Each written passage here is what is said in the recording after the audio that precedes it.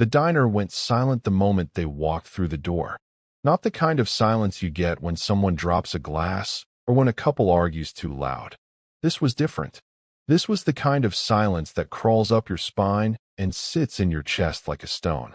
6 men in black leather vests, boots heavy against the linoleum floor, chain wallets clinking with each step. The patch on their backs told you everything you needed to know. Hell's Angels, Northern Arizona chapter.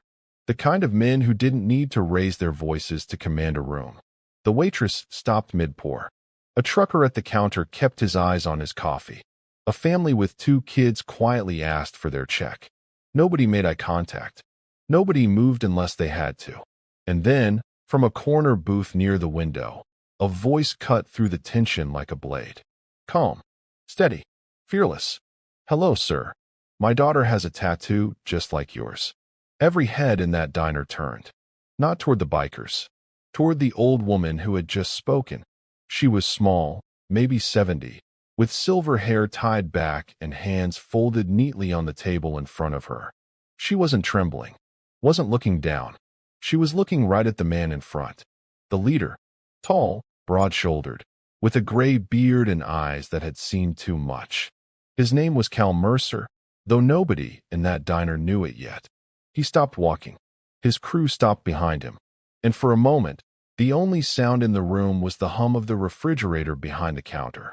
Cal's jaw tightened. His eyes narrowed. Not in anger. In something else. Something heavier. He took one slow step toward her booth, boots creaking. And when he spoke, his voice was low and rough. What did you just say? The woman didn't flinch. She repeated herself, slower this time, like she wanted to make sure he heard every word. My daughter. She has a tattoo, just like the one on your vest. Cal's hand moved to his chest, fingers brushing over the patch sewn into his leather. A skull with wings.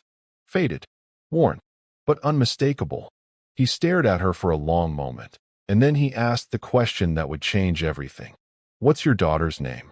The woman's voice didn't waver. Marianne. Marianne Hayes. The diner stayed frozen. But inside Cal Mercer's chest, something cracked wide open. That name hadn't been spoken inside the club in over 12 years. Before we continue this story, let us know in the comments where you're watching from. We'd love to hear from you. And if you're new here, click on the subscribe button so you never miss any of our upcoming videos. Because what happens next in this diner is going to make you question everything you thought you knew about loyalty, fear, and the people society tells you to be afraid of. Now let me ask you something. When you see a group of bikers walk into a room, what's your first instinct? Be honest. Do you look away? Do you assume the worst? Do you grip your wallet a little tighter, keep your head down, hope they don't notice you? Most people do. And that's exactly what everyone in that diner was doing. Except for one woman. Eleanor Hayes. 72 years old. Retired nurse. Widow. Mother. And the only person in that room who wasn't afraid. But here's the thing. She should have been. Because the men standing in front of her weren't just bikers. They were enforcers. Protectors of a code most people will never understand. And the tattoo she just mentioned? That wasn't just ink. It was a mark. A promise. A blood oath that hadn't been called on in over a decade. So why did her daughter have it? And why did Cal Mercer look like he'd just seen a ghost? Let's go back. 12 years earlier. Las Vegas. Summer heat thick enough to choke on. A stretch of desert highway 20 miles outside the city limits. That's where it happened. Cal and 2 of his brothers were riding back from a run. Nothing unusual. Just 3 men, 3 bikes, and a long stretch of empty road. Until they weren't alone anymore. A black SUV came out of nowhere. No headlights. No warning. Just speed and intention. It rammed the back bike. Sent the rider tumbling across the asphalt at 70 miles an hour. The other 2 tried to brake, tried to swerve, but the SUV boxed them in. Forced them off the road. Into the dirt. Into the rocks. Cal's bike went down hard. His shoulder dislocated on impact. His ribs cracked. Blood in his mouth. Dust in his eyes. And through the haze, he saw men getting out of the SUV. 4 of them. Armed. Not cops. Not rivals. Something worse. Hired. Professional. They were there to send a message. And that message was written in violence. Cal's brothers fought back. One of them, a man named Tommy Vega, took 2 bullets to the chest before he even got his hands up. The other, a younger rider named Kyle Brennan, managed to grab a tire iron and swing it hard enough to crack one of the attacker's skulls. But he went down too. 3 broken ribs. Collapsed lung. Internal bleeding. Cal was the last one standing. Barely. He threw punches. Took hits. Felt his vision blur. Felt his knees buckle. And just when he thought it was over, just when he was sure he'd die on that desert road, a car pulled up. An old sedan. Rusted. Dented. Out of place. The door opened, and a woman stepped out. She wasn't big. Wasn't armed. Wasn't a fighter. But she didn't run. She shouted. Loud enough to make the attackers turn. Loud enough to buy Cal 5 seconds. 5 seconds to grab Kyle's tire iron. 5 seconds to swing it one more time. Hard enough to make the men scatter. Hard enough to make them retreat to their SUV and peel out, leaving dust and blood and silence behind. The woman rushed over. Cal tried to stand. Couldn't. His body was done. She knelt beside him, hands already moving, checking his pulse, his breathing, his wounds. I'm a nurse, she said. Stay with me. Her name was Marion Hayes, 28 years old, on her way home from a double shift at a hospital in Vegas. She had no reason to stop, no reason to get involved. But she did. She loaded Cal into her car, drove him not to a hospital, where questions would be asked, but to a friend's place. A quiet house off the grid. She stitched him up, gave him fluids, kept him stable. And when the men who attacked him came looking, she lied. Told them she hadn't seen anything. Took the risk. Kept him hidden for 3 days until his brothers could come get him. She never asked for money. Never asked for protection. Never even asked his name. She just did what she thought was right. And then she disappeared back into her life like nothing had happened. But Cal didn't forget. None of them did. When he healed, when the club regrouped, they tried to find her. Tried to thank her. Tried to repay the debt. But Marion had moved. Changed her number. Stayed off the grid. All they had was her first name and the memory of what she'd done. So Cal made a decision. He had the club's tattoo artist draw up something special. A skull with wings. The club's mark. But with one small difference. A flaw in the design. A deliberate imperfection that only the brothers would recognize. And he had it inked onto his own chest. A reminder. A promise. That if Marion Hayes ever needed them, they would come. No questions. No hesitation. No matter the cost. He told the story to every new member who joined the club. Made it part of the chapter's history. The woman who stopped when no one else would. The woman who saved a brother and asked for nothing in return. Some of the younger members thought it was just a legend. A story the old-timers told to romanticize the code. But the veterans knew better. They knew Cal Mercer didn't make promises lightly. And they knew that tattoo on his chest wasn't decoration. It was a vow. Years passed. The club grew. Brothers came and went. The story of the woman who saved Cal became legend inside the chapter. But outside, nobody knew. Marion never told anyone. Not her mother. Not her friends. She just kept living her quiet life, working her shifts, staying out of trouble. She moved to a small town outside Flagstaff. Took a job at a local clinic. Bought a modest house. Lived simply.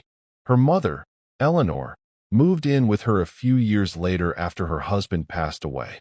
The 2 women became each other's world. Quiet. Peaceful. Safe. Or so they thought. Until one night, 12 years later, when Marianne's car broke down on a dark highway outside Flagstaff. She called her mother. Told her she was fine. Told her not to worry. But Eleanor heard something in her daughter's voice. Something that didn't sit right. So she got in her car and started driving. And on the way, she stopped at a diner. Just to collect herself. Just to think. And that's when 6 Hell's Angels walked through the door. Now back to that moment. Cal Mercer standing over Eleanor Hayes, staring down at this old woman who just said a name he hadn't heard in over a decade. His mind was racing. His heart was pounding. He turned to his brothers. Gave them a look. And without a word, they understood. One of them, a man named Richie, pulled out a phone, started making calls. Another, a younger rider named Jake, stepped outside, checked the parking lot. The rest stayed close to Cal, watching, waiting. Eleanor didn't move. She just sat there, hands still folded, eyes still steady. But inside, her heart was hammering. She didn't know what she'd just triggered, didn't know the weight of the name she'd spoken. "Where is she?" Cal asked. His voice was quieter now, almost gentle. Eleanor's composure cracked just a little. "Her car broke down. About 15 miles north of here. She called me an hour ago. I was on my way to get her, but I needed to stop. Needed to breathe. Needed to think." Cal nodded. He knew that fear. The kind that sits in your chest and makes it hard to think straight. The kind that makes your hands shake even when you're trying to stay calm. He sat down across from her. Slowly, carefully, like he didn't want to scare her. "Ma'am," he said, "your daughter saved my life. And if she's out there alone, we're going to make sure she's safe." Eleanor blinked, confused. "I don't understand. She never mentioned anything like this." Cal leaned forward, elbows on the table. "That tattoo she has. It's not just a tattoo. It's a mark, a promise. And it means she's under our protection. Always. No matter what." Eleanor's eyes widened. "She never told me. I've seen the tattoo. Asked her about it once. She just said it was a reminder of something important. Wouldn't say more." "She wouldn't," Cal said. "She's the kind of person who does the right thing and then walks away. Doesn't ask for credit. Doesn't look for recognition. Just moves on. But we don't forget. And we don't let debts go unpaid." He stood up, looked at his brothers. "We ride. Now." Richie pocketed his phone. "Club knows. They're standing by if we need backup." Cal nodded. "Good. Let's move." The diner was still silent, still frozen. But now the fear had shifted. It wasn't aimed at the bikers anymore. It was aimed at whatever was out there in the dark. Whatever might be a threat to Marion Hayes. Because if you messed with someone under the protection of the Hells Angels, you weren't just picking a fight. You were choosing a war. Eleanor stood up too. "I'm coming with you." Cal started to protest, but she cut him off. "That's my daughter out there. I don't care how dangerous it is. I'm coming." Cal looked at her, saw the steel in her eyes. The same steel Marion must have had when she stopped on that desert road 12 years ago. The same courage that made her risk everything for a stranger. He nodded. "All right, but you ride with me. And you hold on tight." 5 minutes later, they were on the highway. 6 motorcycles roaring through the night, headlights cutting through the darkness like knives. Eleanor sat behind Cal, arms wrapped tight around his waist, heart pounding in her chest. She'd never been on a bike before, never imagined she would be. The wind whipped at her face. The engine roared beneath her. Every instinct told her to be terrified, but she wasn't, because for the first time in hours, she felt like maybe, just maybe, her daughter was going to be okay. The bikes moved in formation. Tight, controlled, professional. These weren't just riders. They were a unit. A brotherhood that operated with precision and purpose. Jake rode point, scanning the road ahead. Richie brought up the rear, watching for anything behind them. The others flanked Cal, creating a protective barrier around Eleanor. But they weren't the only ones on the road that night. About 2 miles behind them, a black pickup truck was following. No headlights, just shadows and intent. Inside, a man named Derek Pitts gripped the steering wheel with white knuckles. He was drunk, angry, and looking for someone to blame. Earlier that night, he'd been thrown out of a bar for getting too aggressive with a woman who turned him down. That woman was Marion Hayes. She'd been polite, firm, clear, but Derek didn't take rejection well. He'd grown up in a town where men like him thought they were entitled to whatever they wanted. Where no wasn't an answer, it was a challenge. He followed her out to the parking lot. Started shouting. Started threatening. Called her names. Told her she'd regret walking away from him. Marion didn't engage. Didn't respond. She got in her car and drove off before things got worse. But Derek wasn't done. He got in his truck and followed her. Stayed far enough back that she wouldn't notice. Waited for his opportunity. And then her car started sputtering. The engine coughed. The dashboard lights flickered. Mary Ann's hands tightened on the wheel as she realized what was happening. She pulled over to the shoulder just as the engine died completely. Silence. Darkness. Nothing but empty highway stretching in both directions. She tried to restart the car. Nothing. She checked her phone. 1 bar of signal. Barely enough. She dialed her mother. The call connected, but the line was breaking up. "Mom, my car broke down. I'm on Highway 89, about 15 miles north of town. I'm okay, but I need help." The line crackled. Eleanor's voice came through in fragments. "Stay in the car. Lock the doors. I'm coming." And then the signal dropped. Mary Ann sat there in the darkness, hands shaking, trying to stay calm. She locked the doors, kept the windows up, tried to convince herself everything would be fine. And then headlights appeared behind her. Derek pulled up next to her car, got out, started banging on her window. "You think you can just walk away from me?" he shouted. "You think you're too good for me?" Mary Ann didn't open the door, didn't engage. She just sat there, hands gripping the steering wheel, praying someone would come.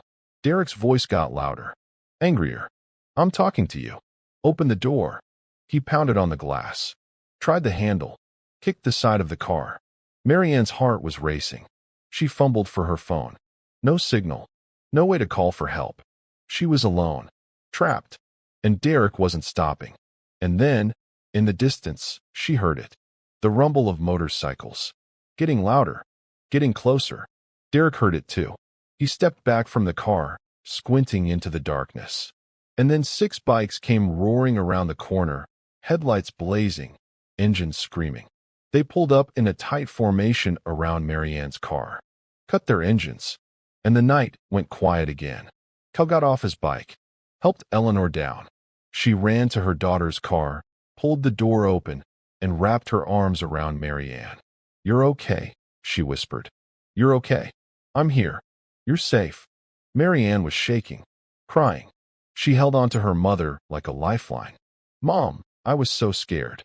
I didn't know what to do." "I know, baby. I know. But you're safe now." But Cal wasn't looking at them. He was looking at Derek, who was standing there, swaying, trying to act tough, but clearly terrified. The smell of alcohol hung around him like a cloud.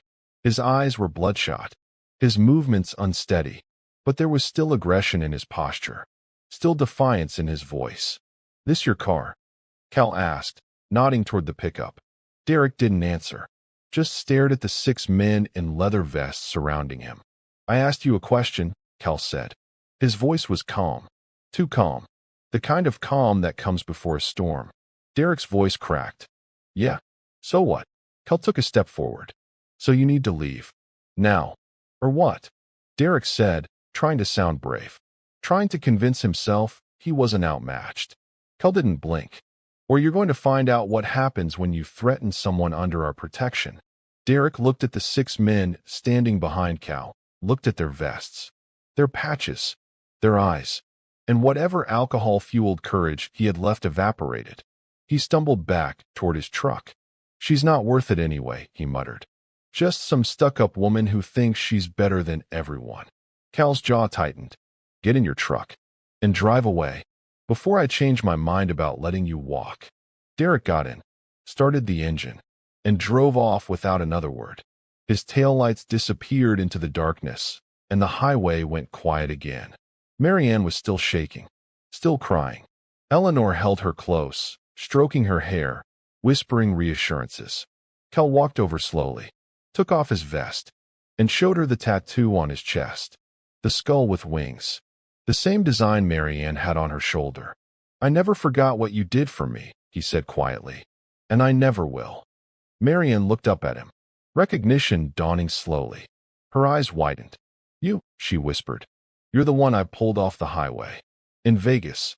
12 years ago." Cal nodded. "You saved my life. And now we've returned the favor." She stared at him, memories flooding back. The blood, the dust, the fear, the choice she'd made to stop when anyone else would have kept driving. "I didn't think I'd ever see you again," she said. "I didn't even know your name." "Cal Mercer," he said. "And this is my family." He gestured to the men behind him. Richie, Jake, Danny, Leon, and Frankie. Every one of them knows what you did. Every one of them would ride 1,000 miles to make sure you're safe. Mary Ann's eyes filled with tears again. But this time, they weren't tears of fear. They were tears of relief, of gratitude, of something she couldn't quite put into words. Cal pulled something out of his pocket. A small metal coin. Worn. Heavy. It had the club's insignia on one side and a single word on the other. Brother, this is yours, he said, handing it to her. If you ever need us again, you call. Doesn't matter when. Doesn't matter where. We'll come. That's a promise. Mary Ann took the coin, held it tight in her palm, felt the weight of it, the meaning behind it. Thank you, she said. Thank you so much. Cal nodded. No, thank you. You didn't have to stop that night. You didn't have to risk your life for strangers. But you did. And that's something we'll never forget. Richie stepped forward. We're going to get your car towed. And we're going to make sure you and your mom get home safe. Jake added. And if that guy comes back, he's going to wish he hadn't. Mary Ann managed a small smile. I think he got the message. Cal put his vest back on. Let's get moving. We'll follow you back into town. Make sure nobody else gets any ideas. The bikers worked quickly. Richie made a call to a tow truck driver who owed the club a favor. Within 20 minutes, Mary Ann's car was being loaded onto a flatbed. Eleanor and Mary Ann got into Eleanor's car, and the convoy started moving again. 6 motorcycles escorting a sedan through the night. Slow, steady, watchful. As they rode, Eleanor glanced in her rearview mirror at the headlights behind her, at the men society had taught her to fear, at the brotherhood that had come to her daughter's rescue without hesitation. She thought about all the times she'd crossed the street to avoid groups of bikers, all the times she'd assumed the worst, and she felt ashamed, because the truth was right in front of her. These men weren't monsters. They were protectors. They were loyal. They were honorable. And they had just proven that family isn't always about blood. Sometimes it's about debt, about memory, about promises kept in the dark. When they pulled up outside Eleanor's house, neighbors peered through curtains, eyes wide, whispers already starting. Mrs. Henderson from across the street clutched her pearls. Mr. Dalton next door reached for his phone, probably ready to call the police. But Eleanor didn't care. She got out of the car, walked straight up to Cal, and looked him in the eye. I misjudged you, she said. All of you. And I'm sorry. Cal smiled. Just a little. Most people do. We're used to it. Well, you shouldn't have to be, Eleanor said firmly. What you did tonight, what you've done for my daughter, that's real. That's good. And I won't forget it. Cal extended his hand. Eleanor shook it. Firm. Respectful. And then Mary Ann stepped forward. She hugged Cal. Held on for a moment. If you ever need anything, she said. Anything at all, you call me. Cal nodded. Same goes for you. You're family now. And we take care of family. And then they were gone. 6 bikes disappearing into the night, leaving nothing behind but the fading rumble of engines and a story that would be told in that small town for years to come. Inside the house, Eleanor made tea. Mary Ann sat at the kitchen table, still holding the coin Cal had given her. She turned it over in her hands, tracing the engraving with her thumb. Why didn't you ever tell me? Eleanor asked. Mary Ann looked up. Because it didn't seem important. I did what anyone should have done. I helped someone who needed it. I didn't think it would matter 12 years later. But it did, Eleanor said. It mattered tonight. It probably saved your life. Mary Ann nodded slowly. I guess kindness has a longer reach than we think. Eleanor sat down across from her. I think it's more than that. I think you showed them something most people don't. You saw them as human, not as a threat, not as criminals, just as men who needed help. And they never forgot that. Mary Ann smiled. Maybe that's all any of us really want. To be seen. The next morning, the story spread through town like wildfire. People talked about the convoy of bikers escorting Eleanor Hayes and her daughter home. Some said they were dangerous. Some said Eleanor was foolish to trust them. But others remembered acts of kindness they'd heard about over the years. The club fixing a flat tire for a stranded family. paying for a veteran's groceries, organizing charity rides for children's hospitals. Maybe, some people whispered, the Hells Angels weren't what everyone assumed they were. And maybe that was the point. Maybe the world was more complicated than fear and stereotypes. Maybe people were more than the patches on their vests or the choices they'd made in the past. Maybe everyone deserved a chance to be seen for who they really were. A week later, Mary Ann received a package. No return address. Inside was a framed photograph. It showed 6 motorcycles on an open road at sunset. And written on the back, in careful handwriting, were 6 words. Family isn't blood. It's chosen. Always. She hung it on her wall, right next to a photo of her mother. And every time she looked at it, she remembered that night. The fear, the rescue, the gratitude, the lesson she'd learned 12 years ago and had just been reminded of again. That sometimes the bravest thing you can do is stop when everyone else keeps driving. That sometimes the people who look the most dangerous are the ones who will stand between you and harm. And that kindness, real kindness, never dies. It echoes. It multiplies. It comes back when you least expect it and need it most. What's your take on this? Comment below. I'm reading every single one. If this story resonated with you, hit the like and send it to someone who needs to hear it. And if you want more shocking videos like this, check out the previous videos on the channel. Because sometimes the people you're told to fear are the ones who'll stand between you and the darkness. And sometimes a simple act of kindness echoes louder than 1,000 engines.